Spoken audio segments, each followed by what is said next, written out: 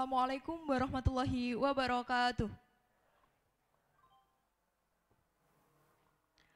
Bismillahirrahmanirrahim. Alhamdulillahirrabbilalamin. Wassalatu wassalamu ala asrafil anbiya wal mursalin. Sayyidina wa maulana Muhammadin wa ala alihi wa sahbihi ajma'in, amma ba'du. Yang terhormat Rektor ITS Profesor Dr. Insinyur Muhammad Asyari, yang kami hormati Ketua TPKI ITS Profesor Dr. Muhammad Masyuri MT, yang kami hormati Ning Domiratul Firdaus MPD selaku pembicara pada materi kali ini. Yang kami hormati pula Saudara Husni selaku Ketua JMMI dan Saudara Ahza selaku Ketua Pelaksana RDK 44 ITS. Pertama-tama, marilah kita panjatkan puja dan puji syukur atas kehadirat Allah Subhanahu wa taala, karena atas berkat rahmat dan hidayahnya sehingga kita semua dapat berkumpul dalam acara kajian kemuslimahan pada sore hari ini. Salawat dan salam semoga tetap tercurahkan kepada junjungan kita Nabiullah Muhammad SAW yang telah membawa kita dari zaman jahiliyah menuju zaman yang terang benderang, yakni ad-dinul Islam. Baik, sebelumnya perkenalkan, saya Fatim yang akan memandu kegiatan kajian kemuslimahan sore ini dengan tema Haid Bukan Halangan. Sebelum melanjutkan ke sesi materi, marilah kita dengarkan sambutan dari Bu Adatul selaku perwakilan dari dosen TPKI. Baik, kepada Bu Adatul, waktu dan tempat kami persilahkan.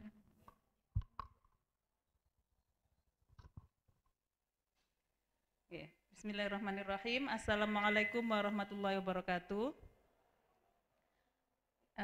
Alhamdulillahirrabbilalamin. Sore hari ini kita bisa hadir semuanya di acara Miracle of Muslimah. Jadi ini adalah rangkaian dari RDK 23.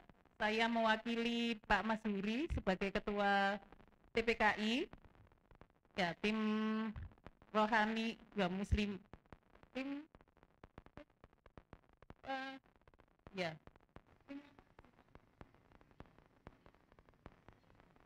lupa ya, pembina ya, saya sampai lupa, tim pembina kerohanian Islam ya. Jadi Pak Masyuri berhalangan hadir, jadi saya diminta untuk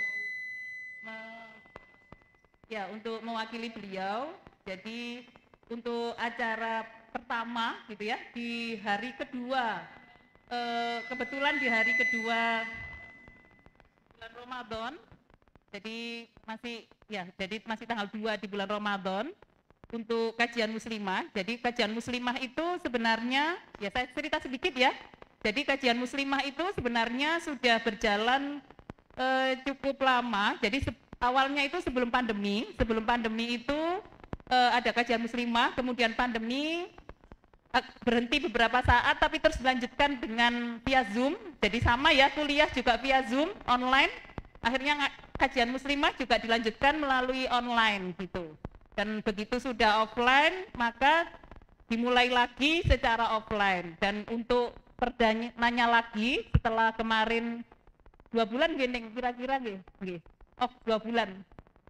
Setelah off 2 bulan, semoga ini sebagai awalan waktu Ramadan ini gitu nggih. Jadi waktu Ramadan sebagai awalan untuk dimulainya lagi kajian muslimah.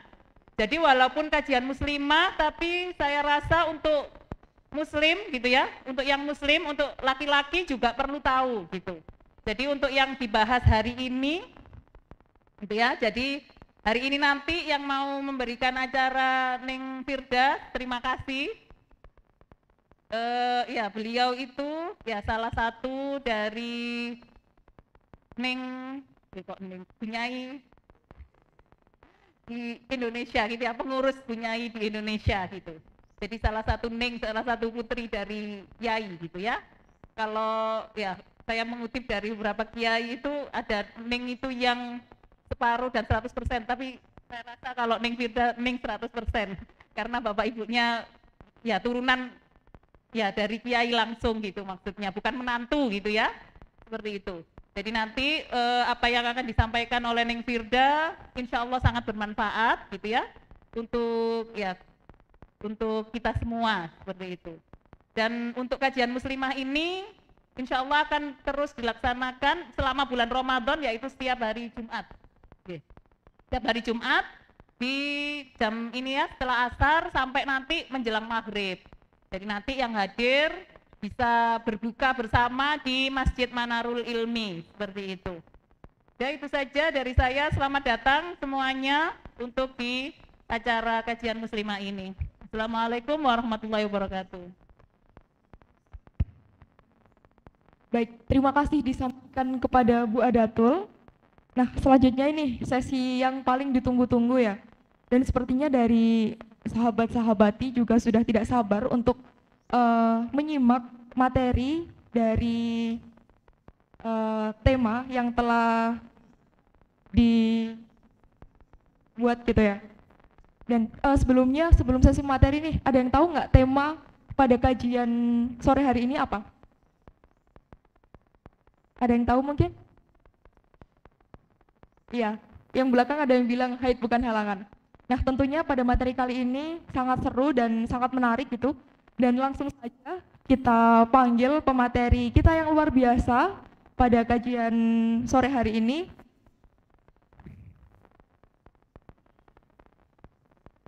Baik, untuk materi kali ini yaitu materi haid bukan halangan yang akan disampaikan oleh pemateri kita yang luar biasa, yakni Ning Domiratul Firdaus.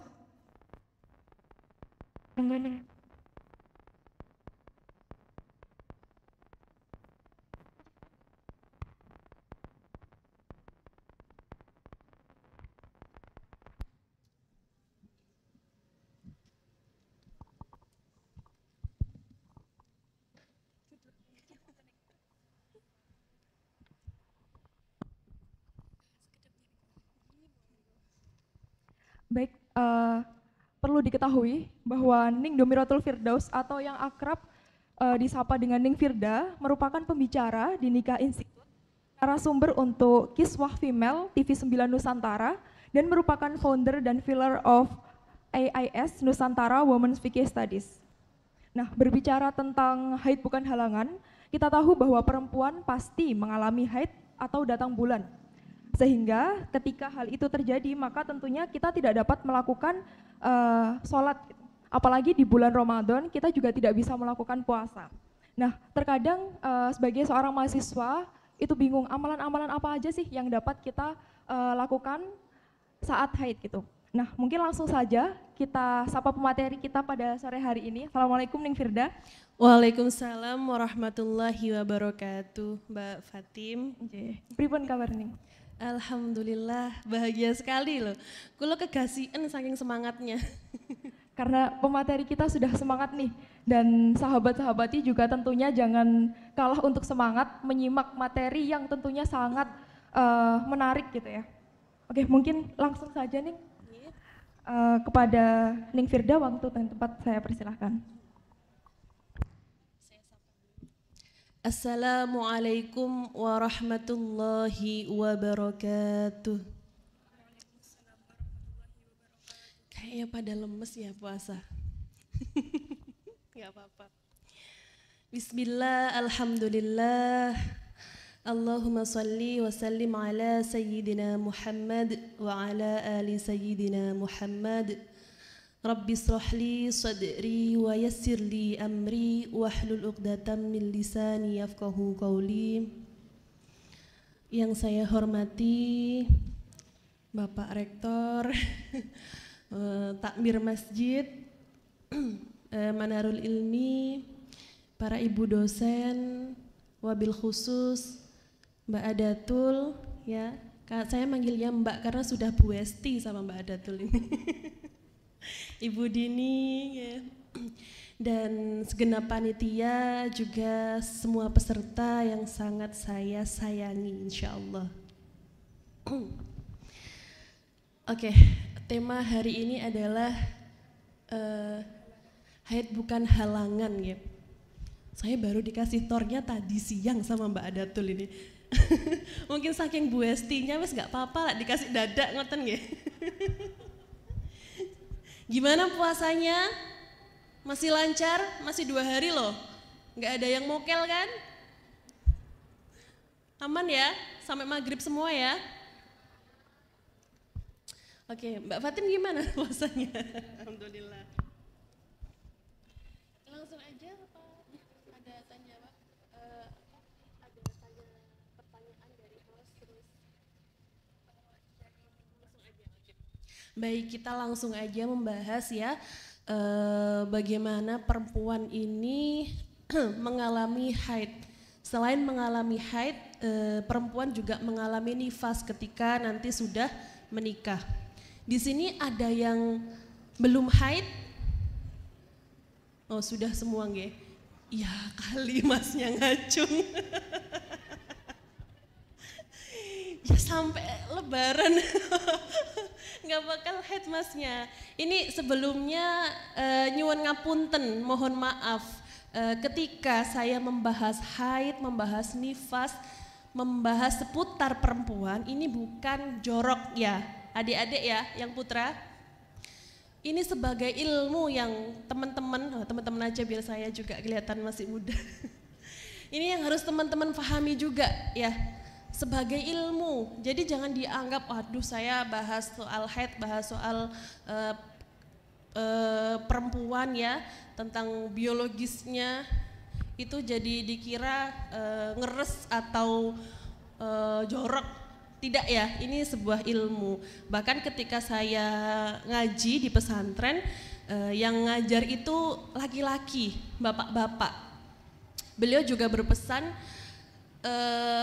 ngajarin haid, ilmu haid seperti ini kalau enggak jelimet kalau enggak detail itu enggak akan masuk gitu. Jadi ketika kita belajar ilmu-ilmu haid, ilmu-ilmu tentang perempuan, maka ya jangan dianggap sebagai hal yang jorok, anggaplah sebagai ilmu ya. Kalau perempuan kan memang wajib untuk mengetahui hukum-hukum dan terkait tentang haid dan nifas. Wajibnya ini fardu ain, artinya setiap individu ini wajib untuk mengetahui, wajib untuk tahu. Kalau laki-laki hukumnya fardu kifayah. Jadi kalau sudah ada yang tahu dia sudah gugur kewajiban. Tapi kewajiban bagi laki adalah, apalagi nanti mereka laki-laki ini akan menjadi suami, harusnya menciptakan ruang yang aman dan nyaman bagi perempuan. Jadi misalkan kalau ada teman sekelasnya lagi haid, lagi dilepen istilahnya ya, kita sering merasakan dilepen, ya jangan diolok-olok ya, jangan digodain, persilahkan ke UKS ya, kasih ruang yang aman dan nyaman untuk temannya, untuk perempuan gitu. Oke, sebelumnya untuk haid, masalah haid bisa kita pahami dulu apa itu definisi dari haid. Jadi kalau menurut bahasa, haid itu adalah mengalir ya, mengalir. Sedangkan menurut istilah syara adalah haid itu adalah darah yang keluar dari alat kelaminnya perempuan ya, dari misfi pada usia 9 tahun kurang 16 hari kurang sedikit. Jadi 9 tahun kurang 16 hari kurang sedikit. Jadi 8 tahun lebih berapa? 14 hari. Jadi sekitar umur 9 tahun kurang 16 hari kurang sedikit itu sudah bisa dikatakan darah haid. Sebelum itu kalau perempuan mengeluarkan darah sebelum usia itu maka dinamakan darah istihadah. Ini kalau yang biasanya ikut ngaji Mutiara Sholihah pasti sudah paham. Nggih, Mbak Adatul. Kemudian untuk hukumnya sendiri ya, hukum darah haid, hukum mempelajari darah haid seperti yang sudah saya katakan di awal, bagi perempuan ini adalah fardu ain. Jadi per individu ini wajib mengetahui, wajib loh nggih hukumnya, bukan sunnah atau sunnah muakkad, enggak. Fardu ain, wajib bagi individu, wajib bagi masing-masing kita ini tahu bagaimana hukumnya, apa yang tidak boleh dikerjakan ketika haid dan nifas. Ya. Apa yang harus kita lakukan ketika haid. Ini wajib hukumnya kita ketahui. Karena kita sebagai perempuan yang langsung berhadapan langsung dengan haid, yang bersinggungan langsung ya, bersinggungan langsung, menghadapi langsung.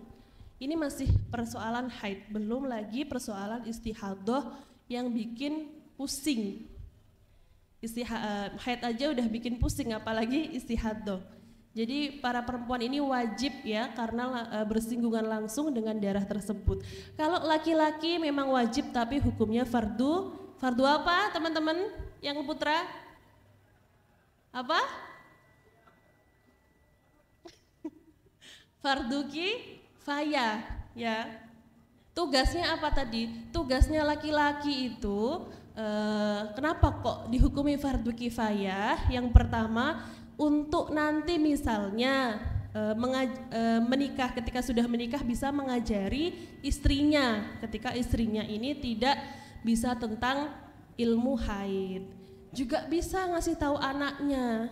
Ada loh ya yang laki-laki nanti nggak paham tentang haid, terus punya anak perempuan misalnya, istrinya lagi kerja, dia kebingungan sendiri. Itu ada yang seperti itu tuh ada banyak. Makanya laki-laki juga diwajibkan untuk mempelajari ilmu tentang haid. Bukan jorok, bukan porno ya, karena ini adalah ilmu. Terus yang kedua, bisa untuk mengajarkan temennya misalnya, mengajarkan adik-adiknya, kakaknya, atau mungkin bahkan ibunya yang nggak paham tentang ilmu haid. Bisa seperti itu. Kemudian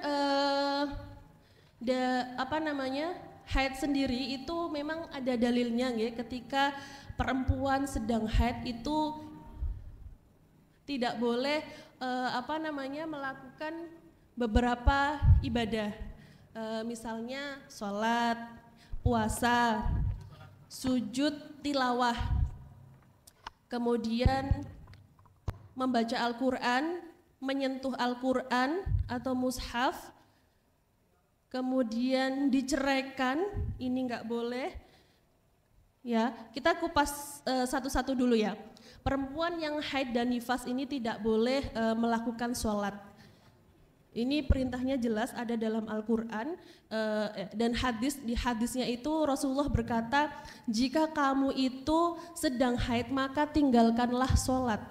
Dan syariat tidak meminta atau menuntut seorang perempuan yang meninggalkan sholat karena haid untuk mengganti sholatnya, kecuali di beberapa tempat. Ini nanti akan saya jelaskan. Jadi perempuan yang haid ketika meninggalkan sholat ini tidak wajib untuk mengkodok sholatnya, kecuali ada beberapa sholat yang memang harus dikodok. Jadi niatkanlah ketika kita tidak sholat itu juga mematuhi perintah Allah. Jadi jangan khawatir kalau kita haid terus kita nggak sholat, kita nggak dapat pahala gitu ya. Kita mematuhi perintah Allah dengan cara tidak mengikuti perintah Allah ya, karena nggak sholat kita niat untuk mengikuti perintah Allah itu juga termasuk mendapatkan pahala. Niatkanlah untuk mengikuti perintah Allah. Jadi jangan sedih kalau nggak dapat pahala karena kita tidak sholat. Nah, ada beberapa sholat ya, meskipun secara keseluruhan itu tidak wajib dikodok, tapi ada beberapa sholat yang wajib dikodok. Contoh, misalnya jam duhur jam berapa Mbak? Jam 12 ya, katakanlah jam 12 itu sudah masuk waktu duhur. Kemudian saya itu nggak langsung sholat, masih main HP ya, terus kemudian saya datanglah haid di jam 1, itu dalam kondisi saya belum melaksanakan sholat. Nah, ketika saya nanti suci dari haid, maka saya harus mengkodok sholat yang saya belum lakukan tersebut. Jadi saya punya hutang sholat apa tadi? Sholat duhur. Itu wajib untuk diqadha. Nah itu kalau di awal apa ya, ketika datangnya darah. Kemudian ada lagi yang wajib diqadha. Contoh, saya berhenti haid di waktu isya. Di waktu isya, saya masih bisa melakukan sholat isya secara ada itu kebalikannya qadha. Ada itu dilakukan tepat waktunya. Kayak kita sholat 5 waktu itu namanya ada. Kan kalau niat itu kan usolli fardhu subhi arba'a rakaataini mustaqbilal qiblati ada lillahi ta'ala. Itu kalau sholat pada waktunya. Kalau sholat pada di sholat untuk mengganti ya atau qadha itu kan beda niatnya. Bedanya kalimat ada itu diganti menjadi qadha. Misalnya usolli fardhu subhi rakaataini mustaqbilal qiblati qadha lillahi ta'ala. Jadi ketika saya berhenti haid di waktu isya, saya masih bisa melakukan sholat secara ada, sholat isya secara ada, dan saya wajib mengqadha sholat maghrib sebelum isya tadi. Karena apa? Karena antara maghrib dan isya ini bisa dijamak. Jadi maghrib itu harus saya qadha. Atau juga ketika saya berhenti di asar, ya, saya mengerjakan sholat asar secara ada, kemudian mengqadha sholat duhur karena sholat asar dan duhur tadi bisa dijamak. Jadi untuk sholat yang bisa dijamak ini hanya ketika berhenti haid, bukan ketika datangnya. Kalau datangnya haid ya sholat itu saja, sholat yang ketika kita tinggalkan itu saja. Seperti contoh tadi saya nggak segera melakukan sholat, masih layah-layah ternyata datang haid, maka itu saja yang wajib kita qadha. Semoga memahamkan ya untuk qadha sholat ini.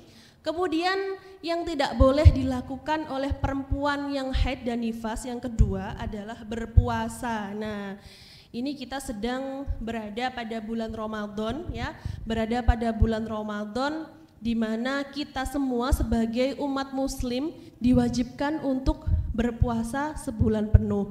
Karena dalilnya sudah jelas dalam surah Al-Baqarah, ya ayyuhalladzi a'udzubillahi minasyaitonirrajim, bismillahirrahmanirrahim, ya ayyuhalladzina amanu kutiba alaikumusyamu kama kutiba alal ladzina min qablikum la'allakum tattaqun. Itu perintahnya sudah jelas dalam Al-Qur'an. Seluruh umat muslim ya, muslim dan muslimah itu diwajibkan untuk berpuasa sebulan penuh.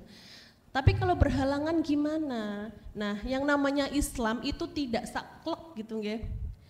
Berarti kalau kita nggak puasa karena haid dosa, kalau kita nggak berpuasa karena kita sedang hamil atau menyusui itu dosa, nggak seperti itu. Jadi Islam itu bukan agama yang saklek, semuanya dosa, tidak. Jadi ketika kita ini misalnya sedang haid, memang syariat memerintahkan kita untuk tidak boleh berpuasa. Sekali lagi sama dengan sholat, niatkanlah tidak berpuasa ini karena mengikuti perintah Allah. Nah di situ akan ada pahala tersendiri. Jadi jangan menggerutu, aduh aku harus qadha, udah nggak dapat pahala, harus qadha lagi ya. Jangan seperti itu, ini malah sebuah keringanan ya buat kita, sebuah dispensasi untuk perempuan diberi haid ya, diberi nifas untuk tidak berpuasa. Tapi ya memang harus qadha, beda dengan sholat. Kalau sholat itu tidak diwajibkan mengqadha ya, kecuali tadi ya. Karena apa? Karena sholat ini banyak sekali, satu hari aja berapa? 5 waktu. Misalkan kita ini haid 5 hari, terus wajib mengqadha sholat. Berapa banyak sholat yang harus kita qadha? Berapa? 5 kali 5? 25 rakaat. Apa yang enggak boyoen ya? Nah, itulah Allah itu sudah merancang sedemikian rupa. Jadi perempuan yang haid itu tidak wajib untuk mengqadha sholatnya karena dianggap masyaqqah atau kesulitan bagi kita semua. Ya. Kalau puasa, kenapa kok wajib qadha? Karena puasa Ramadan ini hanya terjadi 1 kali dalam 1 tahun, 1 bulan dalam setahun. Masih ada 11 bulan yang bisa kita gunakan untuk mengqadha puasa kita. Jadi memang diwajibkan untuk mengqadha. Tapi wangel. Iya apa enggak? Kadang muales ya. Nah ini bisa loh kita gabung ya, misalkan di puasa Syawal ya. Puasa Syawal biasanya habis Ramadan itu masih semangatnya untuk puasa. Jadi bisa kita gabung pada puasa Syawal, puasa qadha digabung dengan puasa Syawal. Ini diperbolehkan. Niatnya boleh hanya niat mengqadha puasa ya, atau dua-duanya. Kalau kita niatnya mengqadha puasa saja, nanti sunnahnya Syawal itu ikut sendiri, atau boleh juga niat puasa Syawal dan niat qadha. Tapi perlu diingat, kalau mengqadha puasa itu harus sebelum subuh niatnya, sebelum matahari terbit, karena itu puasa wajib. Qadha ini adalah puasa wajib, jadi niatnya sebelum terbitnya fajar ya. Kalau niatnya setelah subuh, setelah terbitnya fajar, puasa wajibnya tidak sah. Itu nanti akan menjadi puasa sunnah, ya. Jadi perlu diingat. Ini semoga nggak ada yang niat puasa Ramadan setelah sahur ya, karena niat puasa Ramadan itu wajib diinapkan. Wajib diinapkan artinya tidak boleh setelah terbit fajar.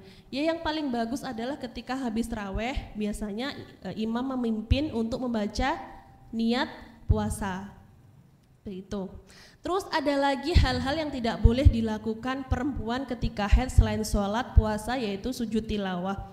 Ya, sujud tilawah atau sujud syukur. Jadi sujud syukur itu enggak yang biasanya di TV-TV yang kalau kena rezeki apa terus tiba-tiba sujud, enggak seperti itu.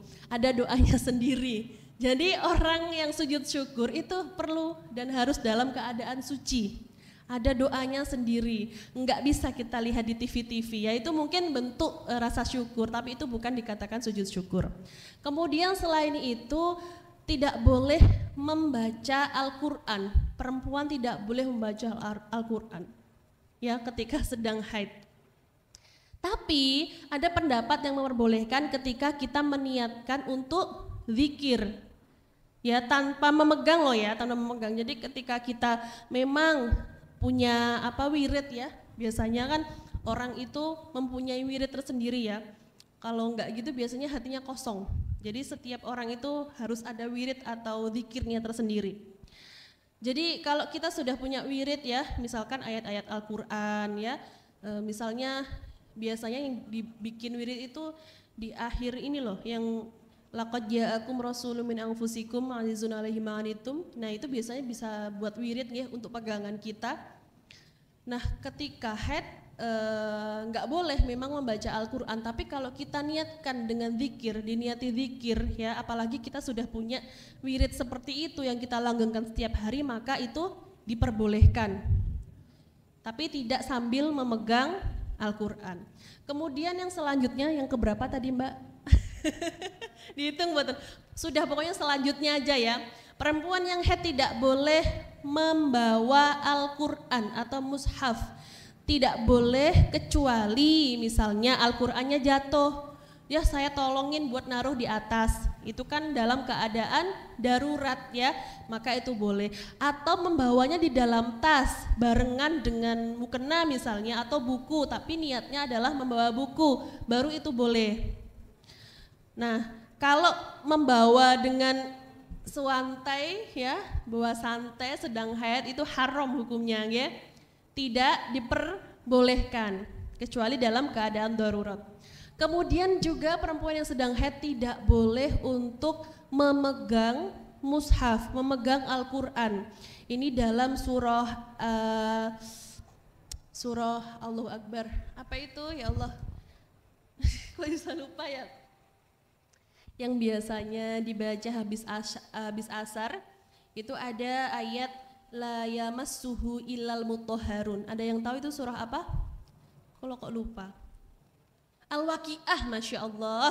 Ya, di Al-Waqiah itu ada la yamassuhu illal mutahharun, itu artinya tidak diperkenankan menyentuh mushaf, tidak diperkenankan menyentuh Al-Quran kecuali dalam keadaan suci. Dalam keadaan suci itu tidak diperkenankan. Kecuali ya tadi dalam tingkah darurat, misalnya ngambilin Quran yang jatuh atau ngambilin Quran yang wah ini berpotensi untuk dilangkah-langkahi sama orang-orang nih ya. Udah tak selamatin, nah itu boleh.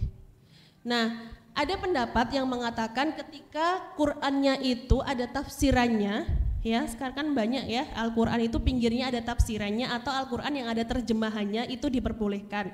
Selama tafsiran atau tulisan terjemahannya itu lebih banyak daripada ayat Qur'annya. Ya nggak tahu saya gimana ngitungnya. Pokoknya kita yakin ya tafsirannya itu lebih banyak dari ayat Al-Qur'annya, maka itu diperbolehkan untuk kita bawa. Namun perlu diketahui ketika kita membawa Al-Qur'an ya, membawa Al-Qur'an itu nggak boleh menyentuhnya kalimat, misalnya di sini tulisan Arabnya kita nggak boleh nyentuh ketika sedang haid. Boleh di pinggirnya ya, di pinggirnya yang ada terjemahan atau tafsirannya itu boleh. Tapi kalau ayatnya itu tetap mutlak tidak diperbolehkan, ya. Jadi mohon hati-hati ketika kita sedang haid, ya sebaiknya tidak menyentuh sama sekali. Tapi kalau memang ada yang memang ada hafidhah biasanya yang memang harus ngelalar atau deres istilahnya ya, yang harus pegang Quran ya harus diperhatikan di mana dia tempat menyentuh Qurannya. Boleh menyentuh tapi tidak mutlak diperbolehkan, artinya ayat-ayatnya tetap tidak boleh disentuh oleh tubuh kita. Itu bagaimana Gusti Allah, bagaimana Allah itu sangat menjaga Al-Quran, karena Al-Quran itu adalah Al-Quran itu adalah suatu hal yang sangat suci, ya. Sehingga memang orang-orang yang mempunyai hadas kecil maupun hadas besar tidak boleh untuk menyentuhnya, gitu. Kemudian selanjutnya yang tidak diperbolehkan apalagi masuk masjid ya. Orang haid itu tidak boleh masuk masjid. Artinya begini, kalau kita ini khawatir darah kita menetes ya, soalnya pada zaman dahulu itu kan tidak ada pembalut ya. Kita khawatir darah kita menetes, maka itu haram untuk lewat di masjid, lewat saja loh ya. Tapi kalau kita tidak khawatir darah kita menetes karena sudah memakai istilahnya pembalut ya, itu diperbolehkan. Cuman untuk iktikaf atau berdiam diri lama di dalam masjid itu mutlak tidak diperbolehkan. Baik dia khawatir darahnya menetes atau tidak khawatir, ini mutlak tidak diperbolehkan. Bahkan ada yang mengatakan ketika kita sedang pengajian, misalnya pengajian kemudian kita sedang haid, nah pengajiannya itu di dalam masjid, itu dulu guru saya mengatakan sebaiknya tidak diikuti dulu ngajinya, karena pengajian itu kan suatu hal yang sunnah ya, suatu hal yang sunnah. Kemudian mentaati larangan ketika sedang haid di masjid itu adalah suatu hal yang wajib. Jadi ya yang sunnah tidak bisa mengalahkan yang wajib. Tapi memang ada pendapat yang mengatakan diperbolehkan ya selama tidak khawatir darahnya menetes. Nah ini perlu diperhatikan supaya lebih hati-hati. Meskipun ada pendapat yang memperbolehkan, kita harus mengikuti langkah ihtiyat atau hati-hati, sehingga sebaiknya perempuan yang sedang haid tidak boleh berdiam diri di dalam masjid. Karena memang kata Allah ini masjid itu adalah kayak Baitullah ya, rumahnya Allah. Jadi orang yang junub dan orang yang sedang hadas besar seperti haid nifas itu tidak boleh berada di dalam masjid.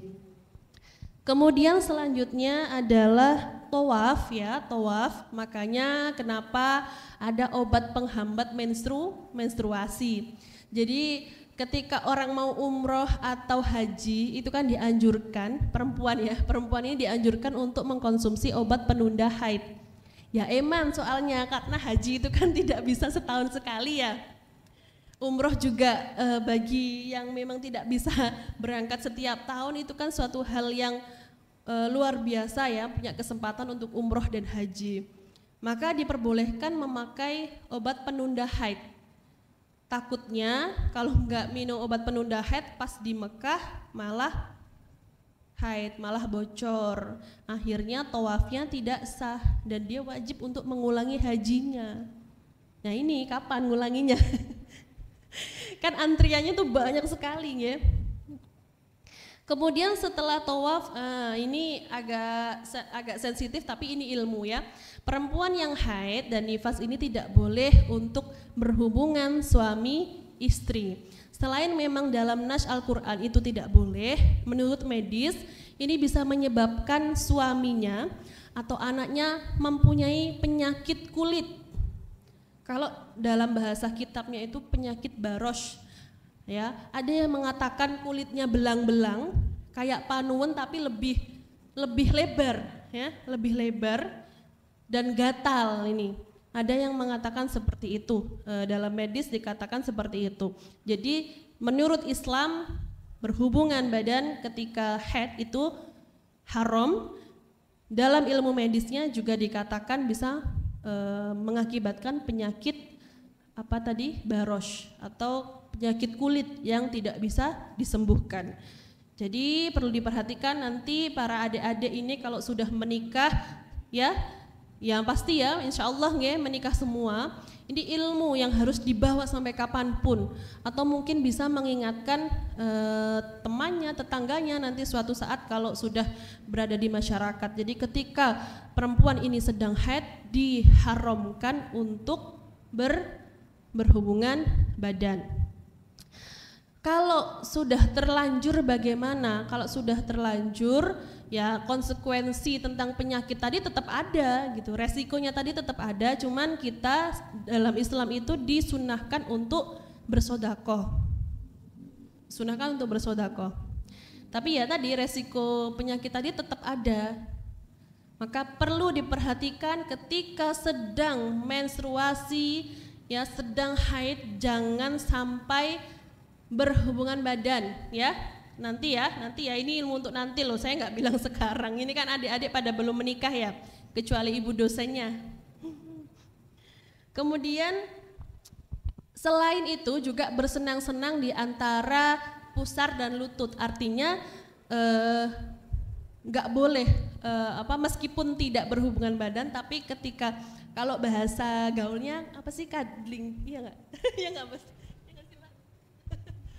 Kalau dalam ilmu pernikahan itu kan ada istilahnya bersenang-senang di antara lutut dan dengkul istilahnya, yang tidak sampai berhubungan badan ini juga tidak boleh karena bisa untuk menarik gitu ya, akhirnya sampai berhubungan badan. Ini juga tidak diperbolehkan ketika perempuan sedang haid ataupun sedang nifas.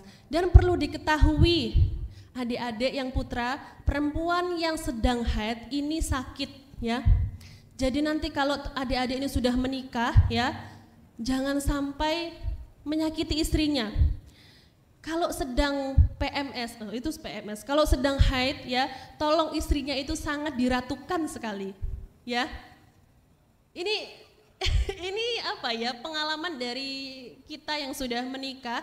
Karena yang namanya haid itu sakit sekali, jadi support system, suami sebagai support system ini sangat ya harus banget ya mensupport kita. Artinya jangan malah ketika kita sedang haid disuruh-suruh, misalnya disuruh bikin ini, bikin itu, bikin kopi ya. Jangan sampai seperti itu. Ciptakan ruang yang aman dan nyaman untuk istri kalian. Nggak bilang istri-istri ya, satu aja. buat istri kalian gitu. Kalau sekarang ya ciptakan ruang aman dan nyaman untuk teman-teman kalian, untuk adik-adik, untuk kakak-kakak kalian, untuk ibu kalian. Karena perempuan ini mengalami 5 pengalaman biologis. Yang pertama haid. Pengalaman biologis ini menyakitkan semua bagi perempuan ya. Ada haid, kemudian setelah haid dia hamil ya. Hamil, melahirkan, menyusui, kemudian nifas. Kelima-limanya ini sakit semua ya. Perlu diketahui loh ini sama adik-adik yang putra, karena nanti akan menjadi suami, akan menjadi ayah. Bahkan sekarang mungkin sudah menjadi kakak dan sudah menjadi adik atau menjadi anak ya. Perlu diketahui ini sakit ya, 5 pengalaman biologis perempuan ini sakit semua. Tugas laki-laki adalah menciptakan ruang aman dan nyaman bagi perempuan. Ya, haid itu sudah sakit ya. Kalau dalam surah Al-Baqarah itu kan dikatakan adza itu sesuatu yang sakit ya. Ada yang menafsirkan adalah kotoran, tapi saya lebih mengikuti penafsiran yang mengatakan adza itu sakit. Jadi ketika perempuan sedang haid itu dilepen sakit enggak? Kan sakit ya, tuh denger ya teman-teman yang putra, dilepen itu sakit. Kemudian hamil, Masya Allah, ini trimester pertama itu muntah-muntah, badannya lemes, ini juga sakit. Ya Mbak Adatul nggih? Ya, pol katanya Mbak Adatul. Kan? Tepar. Saya juga pernah diinfus waktu hamil muda itu Mbak Adatul. Benar-benar yang nggak bisa masuk makanan, air aja itu keluar, jadi sampai yang dimuntahkan itu tidak ada, di dalam itu sudah tidak ada, akhirnya sampai diinfus. Itulah sakitnya pengalaman biologis perempuan. Selain itu hamil, melahirkan, Masya Allah, apalagi ini ya, kalau kata orang itu seperti tulang yang dipatahkan.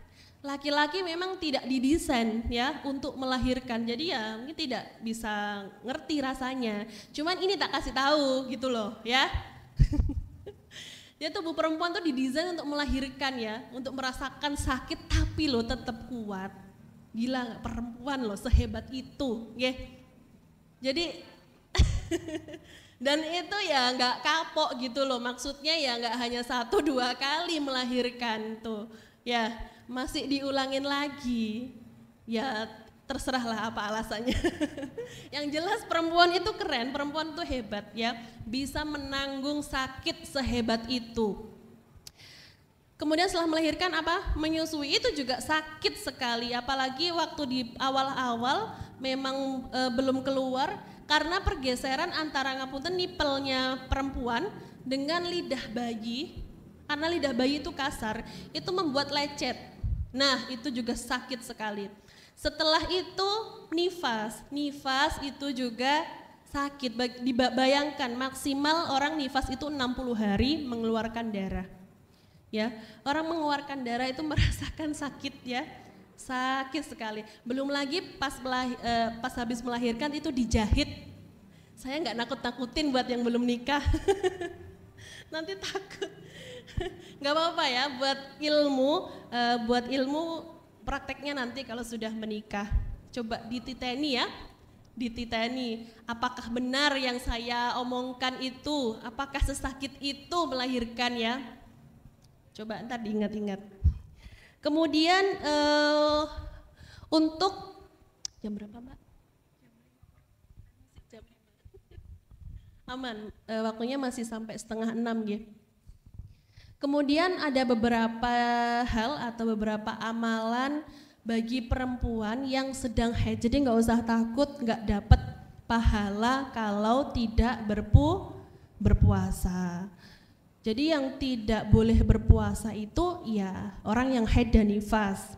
Ada yang ibu hamil dan menyusui. Ini bukannya tidak wajib puasa kalau ibu hamil dan menyusui. Boleh tidak berpuasa dengan konsekuensi.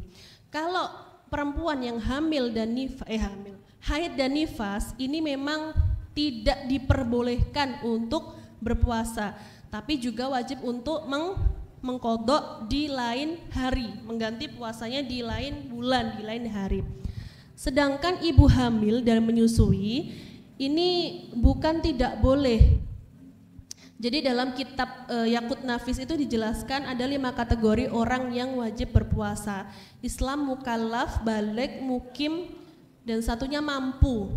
Ya, sebenarnya ibu hamil dan menyusui ini bisa mampu untuk berpuasa, tapi ada saat-saat di mana dia tidak mampu, gitu Mbak.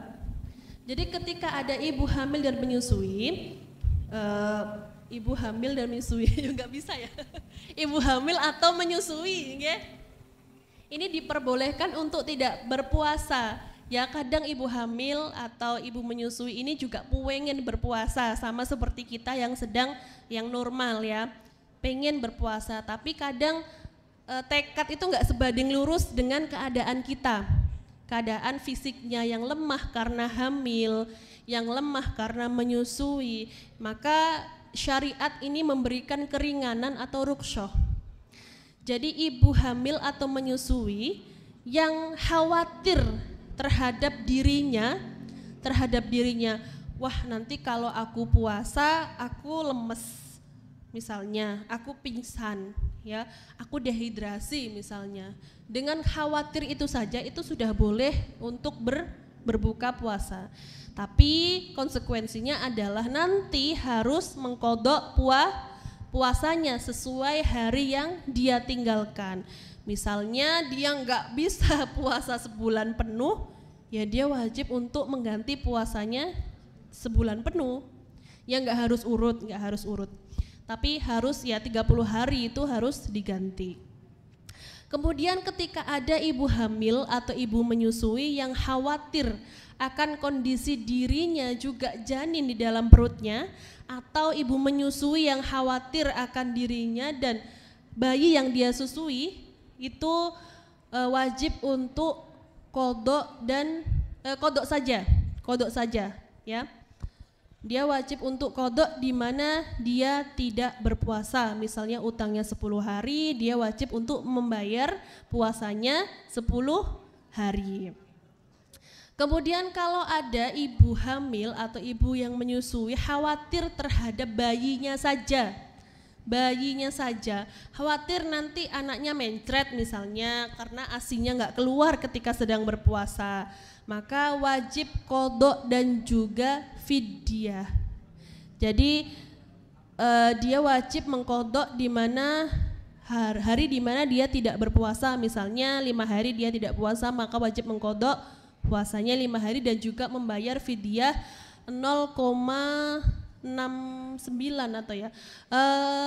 Kemarin saya itu ngaji, saya bulatkan 7 ons. Jadi fidyah 1 hari itu dibulatkan 7 ons. 7 ons beras atau makanan pokok. Tapi kalau mau membayar fidyah memakai uang itu harus dikuruskan dengan harga gandum, bukan harga beras. Misalnya di sini harga gandumnya 15.000 ya, maka ya dengan perhitungan dikuruskan dengan gandum, bukan dengan beras. Jadi mending enaknya ya fidyah itu bisa dengan makanan pokok, misalnya beras. Atau makanan matang ya, makanan matang yang memang sudah lengkap, ada nasi, terus ada lauknya, terus dikasihkan ke fakir miskin. Ini hanya kepada fakir miskin. Beda loh ya dengan zakat. Kalau zakat kan banyak penerimanya, ada amil, ada fakir, ada miskin, ada orang yang hutang, ada musafir dan lain sebagainya, ada 8 asnaf. Kalau untuk bayar fidyah ini khusus fakir dan miskin, tidak boleh kepada orang lain. Itu. Karena ini sepertinya perempuan ini akan bayar fidyah pasti.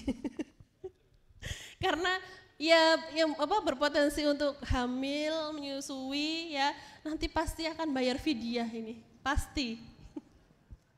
Gitu ya. Oke, untuk selanjutnya amalan apa saja sih yang bisa kita lakukan ketika kita sedang haid di bulan puasa ini? Sebenarnya sudah teman-teman lakukan. Yang pertama adalah mencari ilmu. Teman-teman di sini semua itu sudah masuk kategori dalam mencari ilmu, ya. Bahkan kalau kita pernah mendengarkan mencari ilmu itu hukumnya wajib ya bagi setiap orang Islam. Ya. Thalabul ilmi faridatun ala kulli muslimin wa muslimatin.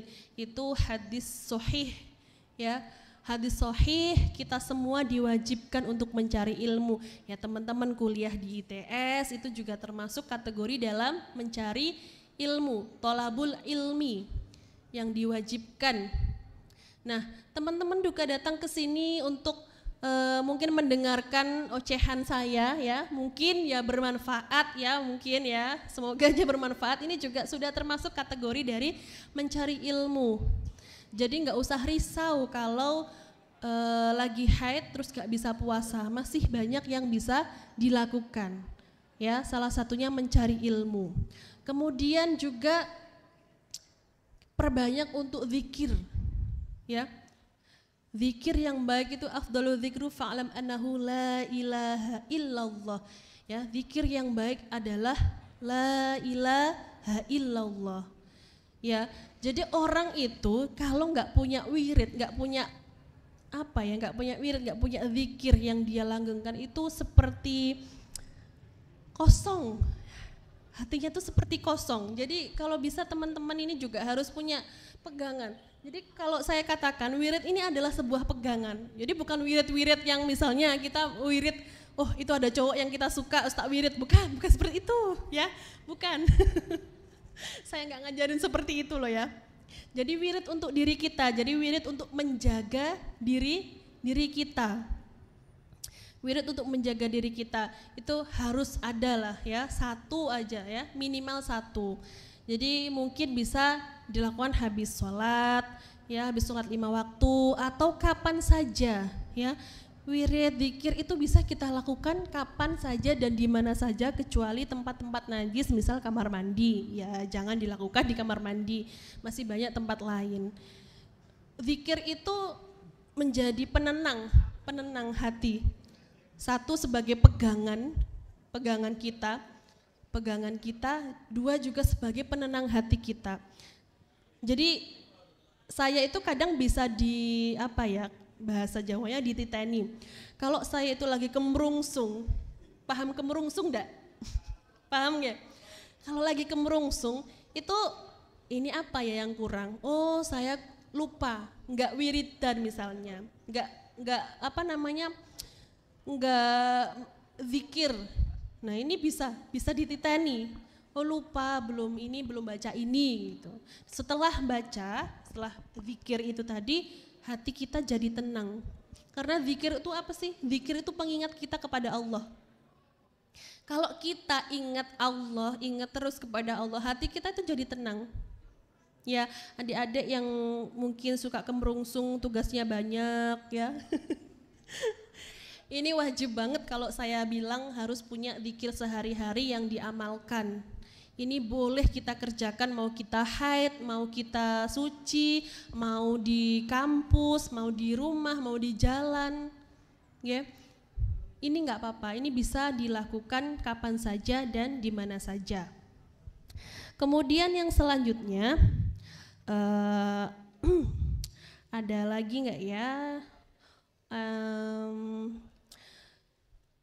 Selain zikir, kita itu juga bisa untuk berdoa.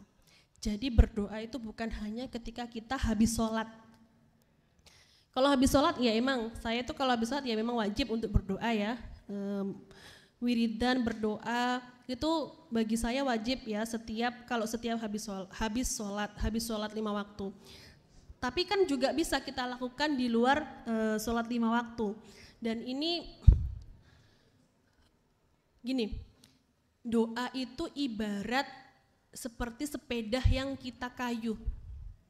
Jadi memang sama Allah tuh kadang nggak langsung dikabulkan. Tapi ketika kita istiqomah, kita sering untuk berdoa, maka apa yang kita minta, apa yang kita doakan, apa yang kita harapkan itu akan segera dikabulkan. Karena Allah itu sudah berjanji, ud'uni astajib lakum. Berdoalah maka aku akan mengabulkannya. Jadi doa yang diulang-ulang ya, itu akan segera, insya Allah akan segera dikabulkan. Jadi jangan meremehkan kekuatan doa. Tapi ya nggak cuman berdoa, kita sebagai manusia itu diwajibkan untuk berusaha. Harus ada effortnya ya, ada usahanya. Ya misalnya mau lulus tepat waktu, ya nggak cuman berdoa tapi kalian cuman rebahan main HP, kan nggak gitu. Ya adik-adik ya. Apa tadi? Harus apa tadi? Berusaha dan berdoa. Denger nggak? Adik-adik, mas-masnya denger nggak? Nggak denger, alhamdulillah. Jadi misalkan pengen naksir mbak siapa gitu ya harus ada usaha dan doanya ya. Tapi bukan buat pacaran ya. Temukan aku di sepertiga malammu, misalnya gitu. Ketemukan kau di sepertiga malam. Nah itu suatu bentuk upaya ya, upaya dan doa. Nah setelah itu ketika kita punya keinginan harus berusaha, kemudian berdoa, selanjutnya adalah pasrahkan kepada Allah. Jangan mengintervensi Gusti Allah. Ya Allah, saya sudah berusaha, sudah mengerjakan tugas, sudah berdoa, tapi kenapa nggak lulus-lulus? Ya Allah, apa salah saya? Setiap hari gerundel aja seperti itu ya, Gusti Allah jadi males ngambulin doa kalian ya. Jangan mengintervensi Gusti Allah. Tugas kita hanya berusaha, berdoa dan memasrahkan semuanya kepada Allah. Jadi usaha itu diulang-ulang, doa itu diulang-ulangi kalau sudah berusaha semaksimal mungkin ya. Doanya terus diulang-ulangi dan pasrahkan kepada Allah. Jam berapa Mbak? Masih jam 5. Sampai jam 5. Oh, 3 menit lagi. Ada satu lagi.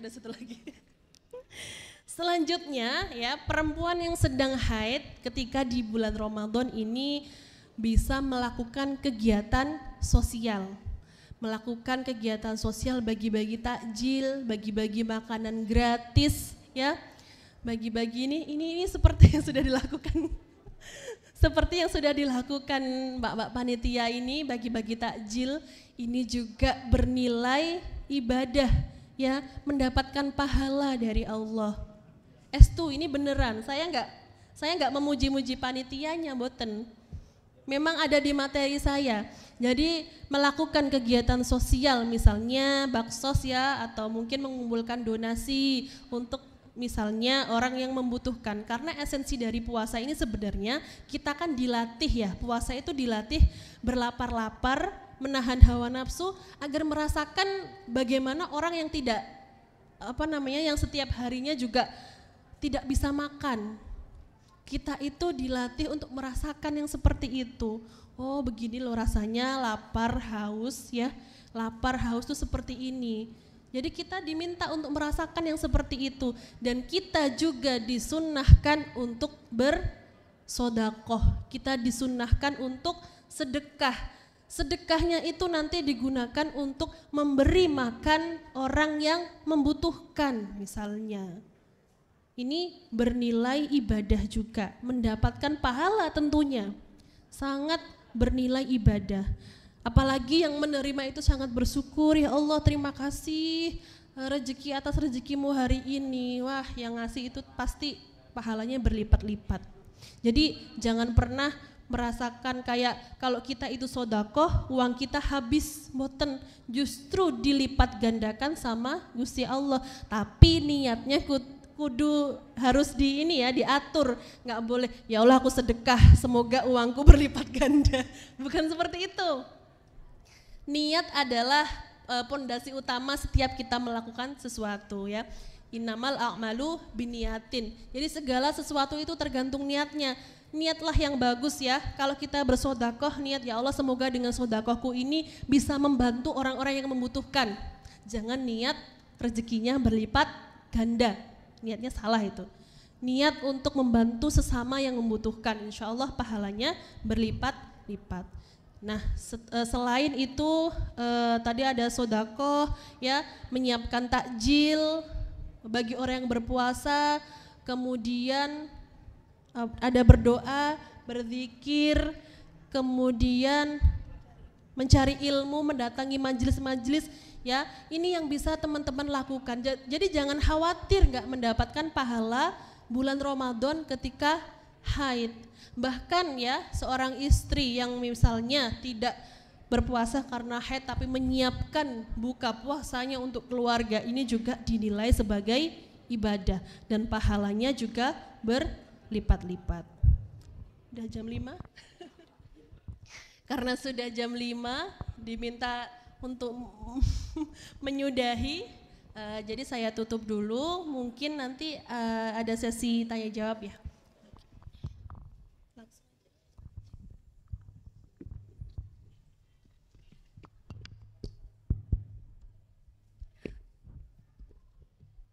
Baik, terima kasih kepada Ning Firda yang telah menyampaikan materi mengenai haid bukan halangan kepada kita semua. Selanjutnya kami persilahkan kepada sahabat-sahabati apabila memiliki pertanyaan dapat mengangkat tangan kemudian menyampaikan pertanyaannya dan jangan lupa untuk menyebutkan nama dan asal departemen atau instansi. Monggo kepada sahabat-sahabati yang ingin bertanya. Oh iya, silahkan.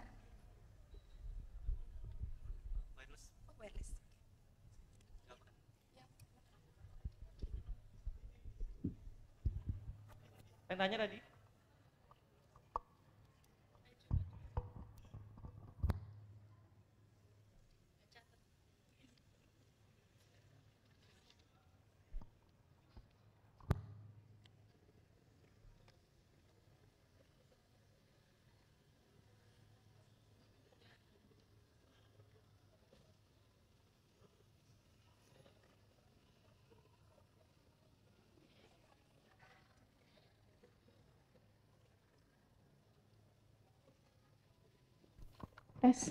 Bismillahirrahmanirrahim. Assalamualaikum warahmatullahi wabarakatuh. Perkenalkan, nama saya Yuvina Rahma Ramadhani dari Departemen Teknik Komputer Angkatan 2022. Izin bertanya nih mengenai perhitungan untuk darah haid dan istihadoh.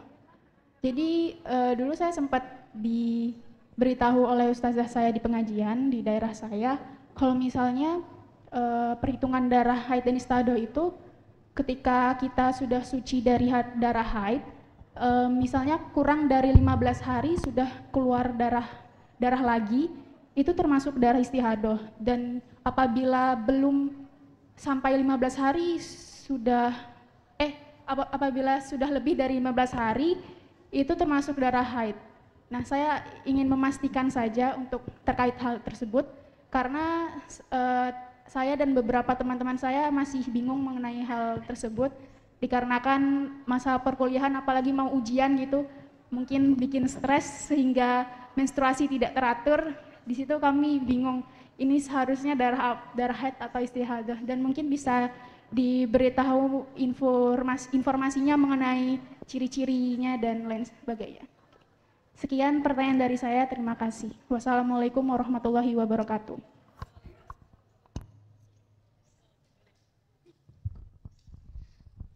Waalaikumsalam warahmatullahi wabarakatuh. Baik, ini pertanyaan yang bagus sekali tapi jawabannya juga panjang.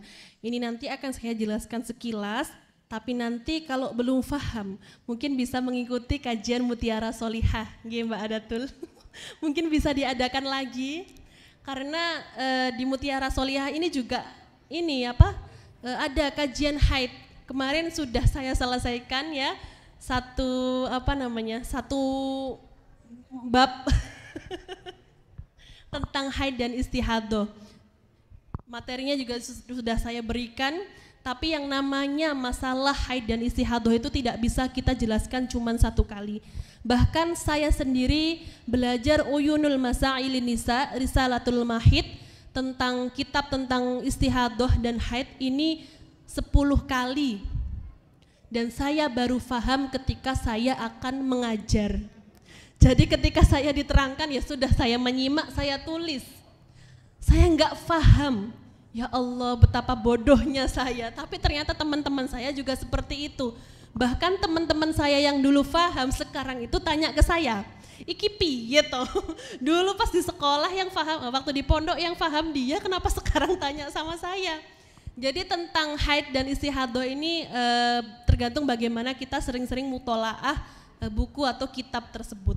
Jadi perlu diketahui darah haid itu ada ketentuannya.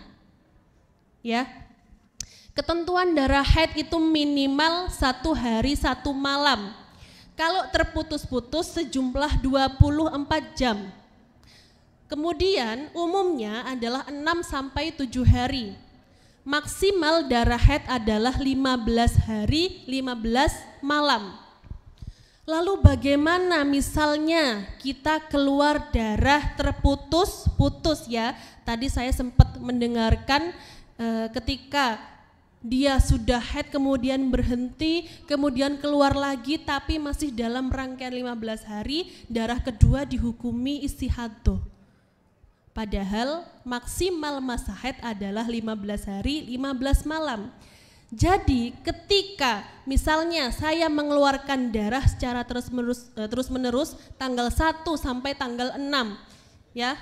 Kemudian saya berhenti 2 hari, keluar lagi 3 hari. Ketika saya hitung itu keseluruhan termasuk masa suci itu adalah 15 hari 15 malam atau kurang ya, 13 hari gitu. Maka itu semua termasuk darah haid. Meskipun yang tidak mengeluarkan darah tadi. Jadi saya tidak mengeluarkan darah 2 hari ya.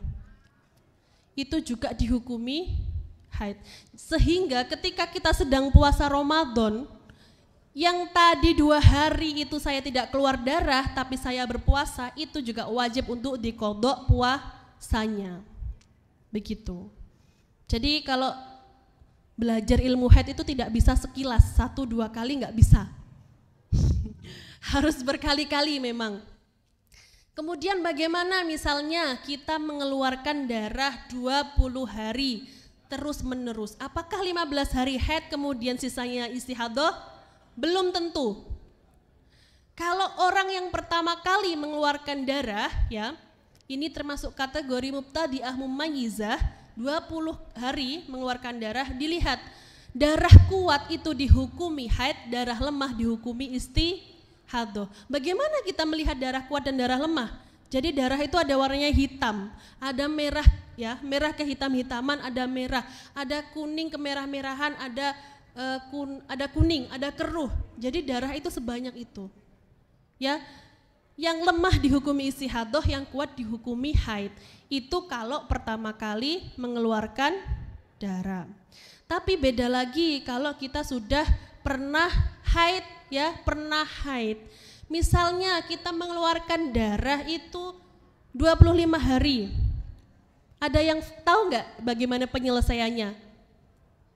Belum tahu ya. Nanti ikut kajian Mutiara Sholihah ya. Mbak Nila tolong ya.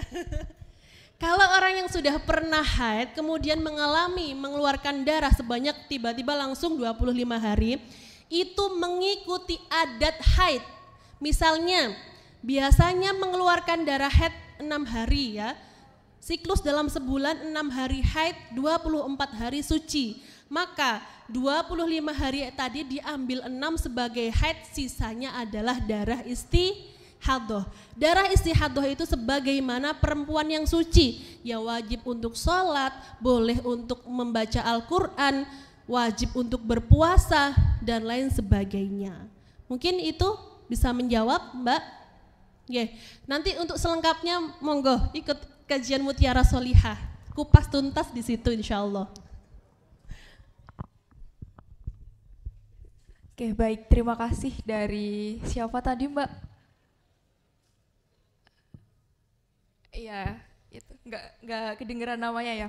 Oke, karena mungkin masih ada waktu, mungkin untuk sahabat atau sahabati yang mau bertanya, masih dipersilahkan. Iya, iya ada 2 nih.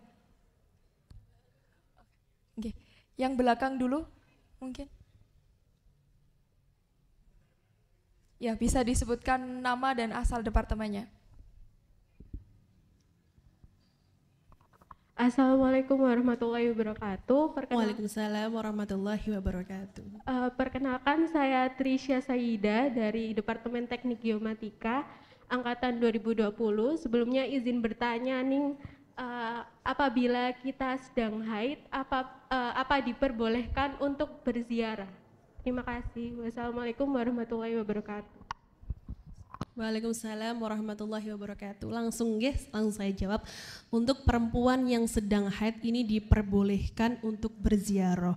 Cuman yang dibaca ini berbeda ya dari orang yang tidak haid.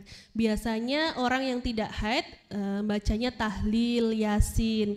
Nah, ini perempuan yang sedang haid ini boleh membaca yasin tapi diniati zikir. Jangan diniatin untuk memperoleh pahala dari kita membaca yasin. Saya niat dzikir ya membaca ini. Atau perbanyak istighfar, perbanyak sholawat di situ. Jadi memang agak dibedakan dengan perempuan yang sedang tidak haid.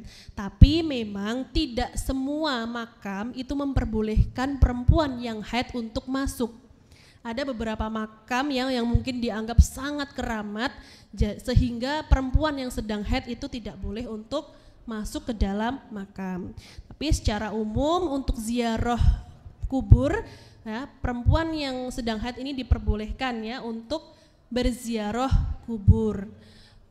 Tapi dengan catatan bacaannya itu dibedakan dengan orang yang sedang tidak haid seperti itu. Ampun, monggo langsung saja Mbak yang depan ini tadi. Iya.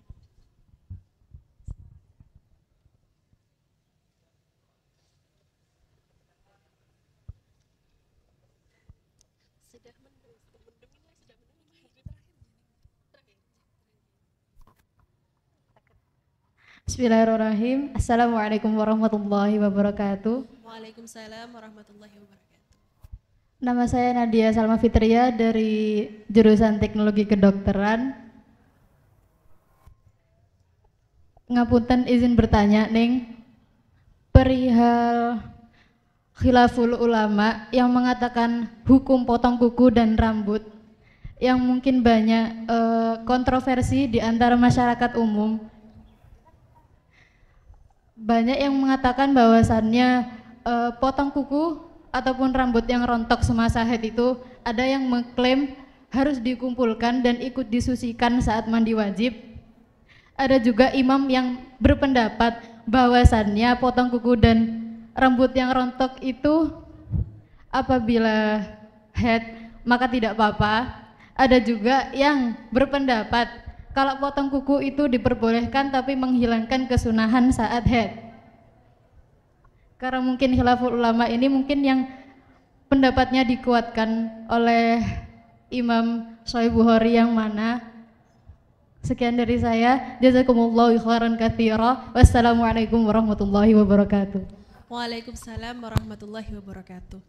Ya, sering sekali ya kita mendengarkan rontokan rambut ya. Ini kalau orang tua dulu memang gitu, saya juga gitu dulu sama mbah saya. Nanti kalau lagi mens, rontokan rambut itu disucikan. Jadi saya menyiapkan dong satu buku, isinya rambut semua. Ya Allah, betapa kesulitannya saya waktu itu, setiap rontok diambil. Ya itu baik sih, baik ya mungkin untuk menjaga, untuk hati-hati. Namun sama sekali dalam kitab itu tidak ditemukan anjuran seperti itu. Hanya saja dalam Uyunul Masail Nisa dijelaskan memotong rambut, ini memotong rambut, memotong kuku ini hukumnya makruh. Artinya ketika kita kerjakan ya, kita tidak mendapatkan kesunahan. Makruh itu kan artinya kalau dikerjakan tidak mendapatkan apa-apa nggih. Tidak sampai haram. Jadi yang menghilangkan kesunahan tadi. Itu hukumnya makruh. Bahkan ada hadis yang meriwayatkan, ini kalau nggak disucikan, nanti pada saat di akhirat dia menuntut kita untuk disucikan. Dan ternyata hadis tersebut adalah dhaif. Kalau hadis itu dhaif, ya hadis dhaif ya, itu boleh untuk fadhailul a'mal, misalnya seperti kitab Duratun Nasihin. Tapi untuk sandaran hukum tidak bisa. menyandarkan hukum dengan hadis yang dhaif ini tidak bisa. Hadis yang mengatakan minta disucikan itu adalah hadis yang dhaif, sehingga menurut jumhur ulama, bahkan saya sempat berdiskusi dengan Lora Ismail, tidak ada satupun kitab yang mengatakan rontokan rambut ini harus dikumpulkan dan disucikan. Kalau memang sudah terlanjur misal memotong rambut atau memotong kuku, ini juga tidak wajib untuk disucikan yang sudah terpotong itu, tapi sisanya ini loh yang masih menempel di badan itu nanti ketika kita mandi besar saat suci maka wajib untuk disucikan, wajib untuk dibersihkan, itu yang masih menempel di badan kita. Terus gimana yang sudah terlepas dari tubuh kita? Itu boleh dibuang terserah, tapi sebaiknya itu dikubur dikubur atau misalkan dibuang ke selokan seperti itu. Kenapa? Biar nggak terbakar Kalau terbakar kan katanya kalau bisa suletan atau apa itu. Tapi memang jangan sampai terbakar anggota tubuh kita ini jangan sampai terbakar. Jadi yang baik adalah dikubur atau dibuang ke selokan seperti itu. Sampun Mbak, sudah nggih, jelas nggih, nggak ada keraguan lagi apakah ini harus disucikan atau tidak. Tapi kalau mau ngambilin rontokan rambut disucikan juga nggak apa-apa kok Mbak. Cuman nggak ada anjuran aja di situ, nggak ada anjuran Sampun nggih. Ini yang cowok nggak ada yang mau tanya.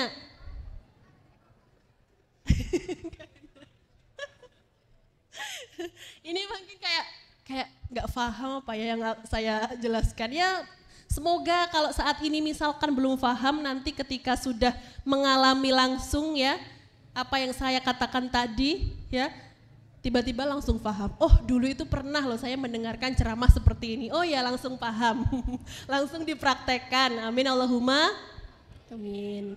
Sudah Mbak, karena sama Mbak Fatim disuruh udahan saya tutup sekalian Semoga apa yang kita bicarakan, apa yang saya sampaikan tadi dapat diambil manfaatnya, dapat dilakukan, diimplementasikan dalam kehidupan sehari-hari. Estu ya Mbak? Nggih, sedikit apa yang sedikit saya katakan tadi semoga dapat dipraktekkan dalam kehidupan sehari-hari. Karena apa yang saya sampaikan tadi adalah semua bersinggungan langsung kepada perempuan.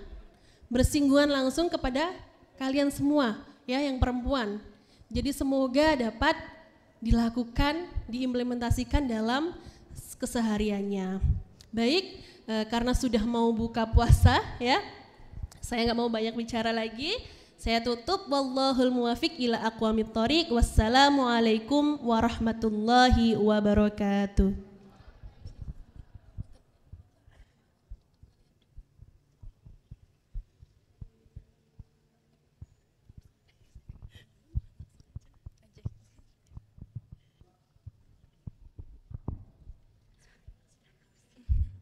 Baik, terima kasih banyak kepada Ning Domiratul Firdaus yang telah meluangkan waktunya untuk memberikan materi kepada kita semua dalam acara kajian kemuslimahan RDK 44 ITS. Saya juga menyampaikan terima kasih banyak kepada sahabat-sahabati yang telah hadir baik secara online ataupun offline melalui channel YouTube yang sudah mengikuti materi dengan sangat antusias.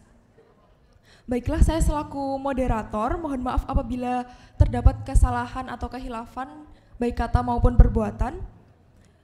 Wabillahi taufiq wal hidayah, wa ridha wal inayah. Wassalamualaikum warahmatullahi wabarakatuh.